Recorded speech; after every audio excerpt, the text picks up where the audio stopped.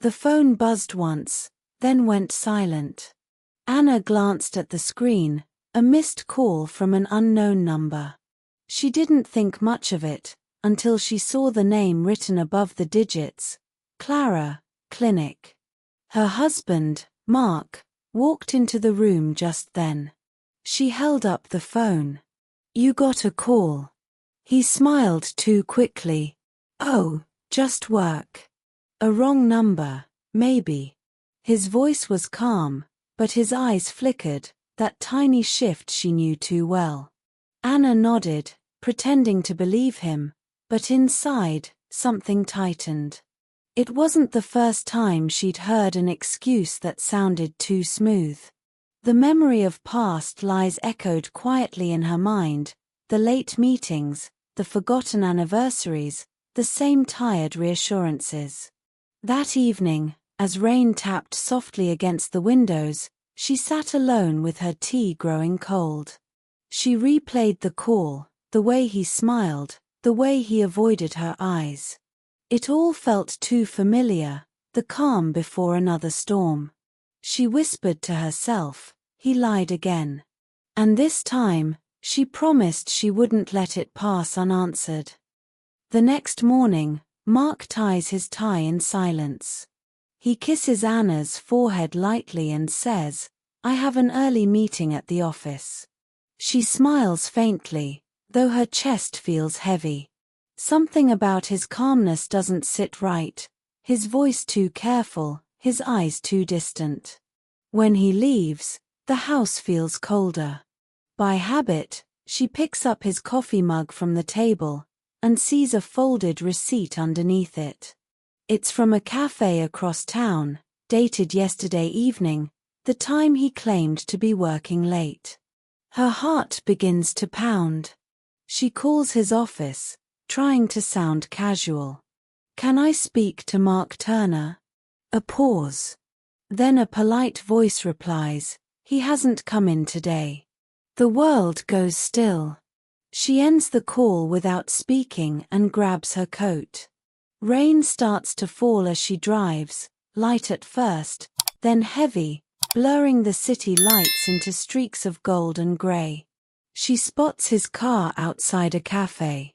Through the glass, she sees him sitting across from a woman, talking softly, smiling like everything is fine. Anna's hands tremble on the steering wheel. She doesn't go inside. She just watches. And in that moment, she feels something inside her quietly break again.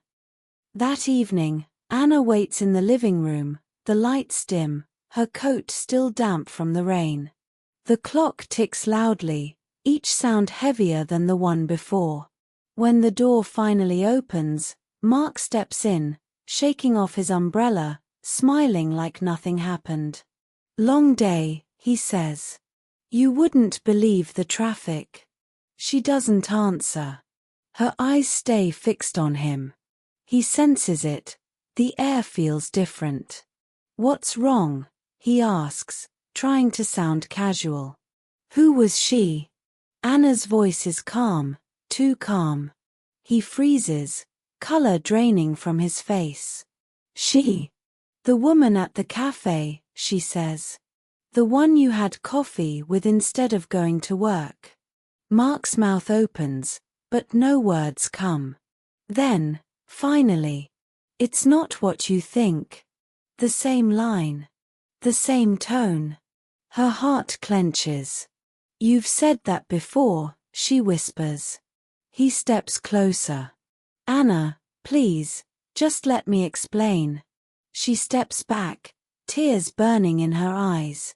"Explain what?" "Another lie? Another story that sounds sweet but means nothing?" Mark lowers his head, his voice trembling. "You don't understand." She shakes her head. "You're right," she says quietly. "Because I stopped trying to understand lies." The silence that follows feels heavier than any truth could. The house is quiet when Anna begins to pack. Her hands move quickly, clothes, files, a few photos, all thrown into the suitcase without looking.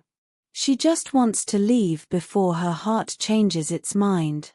In the corner, she notices the small wooden desk where Mark keeps his papers. Something inside her whispers, "Check it once." She pulls the drawer open, pens, receipts, and beneath them, a sealed envelope with her name written carefully in his handwriting. Her stomach tightens. She tears it open. Inside is a folded letter and a few papers clipped together. Her eyes move across the page, and her breath stops. Patient, Mark Turner. Diagnosis, Stage 2 leukemia. Current status, undergoing treatment. She stares at the words until they blur. Tears slide down her face as she turns the page, and photos fall out. In them, Mark sits across from the same woman from the cafe, but now she's wearing a white coat, a stethoscope around her neck. The caption at the corner reads, "Dr. Clara Hill, Oncology Department." Anna's knees weaken. The woman wasn't a lover, she was his doctor. Every lie, every excuse, every missing day wasn't betrayal. It was pain, hidden behind calm smiles. Her chest aches with guilt and love tangled together. She clutches the letter to her heart and whispers through her tears, "Oh, Mark, you were lying to protect me." Anna sits on the floor, the letter still trembling in her hands. All the moments she once hated him for, the late nights, the hidden phone calls, the tired eyes, now replay in her mind, each one rewritten with truth. He wasn't avoiding her. He was hiding his pain. She wipes her tears, stands up, and walks toward the living room. Mark is sitting there in silence, his face pale, his shoulders heavy. When he looks up and sees the letter in her hand, his expression changes, not fear, but quiet surrender. "I wanted to tell you," he says softly. "But every time I tried, you looked so happy. I didn't want to see that light disappear." Tears fill her eyes again. "So you lied instead?" He nods weakly. "I didn't want you to worry. You already carry so much." His voice breaks on the last word. She kneels beside him, taking his cold hands into hers. For the first time in weeks, there are no questions left, only understanding. "I thought you were leaving me," she whispers. He smiles faintly, his eyes tired. "I was trying to stay with you, for as long as I could." And in that moment, she realizes, he didn't lie to hurt her. He lied because love sometimes chooses silence over truth. Weeks pass, and the world outside their home keeps moving, but for Anna, time has slowed to quiet steps between hospital corridors. The smell of disinfectant, the low hum of machines, the soft shuffle of nurses, it all becomes part of her days. Mark sits by the window in a pale blue gown, a blanket over his knees. He looks smaller now, but when he sees her, his eyes still shine. "Hey," he says weakly. "You didn't have to come every day." She smiles. "If you can keep lying, so can I." He laughs, then coughs, and she rushes to hand him water. They sit in silence, hands touching lightly. Some moments don't need words anymore. She opens the soup container she's brought. "Your favorite," she says. He nods, taking a spoonful slowly. "You always said I never told the truth," he murmurs. She looks at him, her eyes soft. "That's still true." He smiles faintly. "But this." She finishes the sentence, voice trembling but warm. "This is love telling lies." For a moment, they both laugh, though tears blur everything. The sound feels like forgiveness, fragile, real, and full of love that refuses to break, even when the truth already has. The seasons change quietly. The flowers in the garden bloom without asking for permission, and the chair across the table stays empty. Anna still sets 2 cups of tea each morning, one for her, one for him. Habit, or maybe hope. The hospital calls have stopped. The room feels too silent now. She spends her evenings by the window, reading the notes he once left in his drawer, the same ones she used to ignore. Short, ordinary messages that now feel like fragments of farewell. Don't wait up, love. Get some rest. You make my mornings easier. She presses one of the notes to her chest. The paper smells faintly of him. In the very last envelope, written in his uneven handwriting, she finds a single line.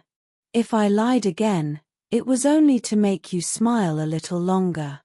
Tears fall, but she smiles through them. For once, the lie doesn't hurt, it heals. She whispers into the quiet, you kept your promise. Outside, a soft wind moves the curtains as if someone gently brushed past. Sometimes love hides behind lies, not to deceive, but to protect. And when truth arrives, it hurts not because it betrayed us, but because it loved too deeply to let us break before it did. Thank you for listening.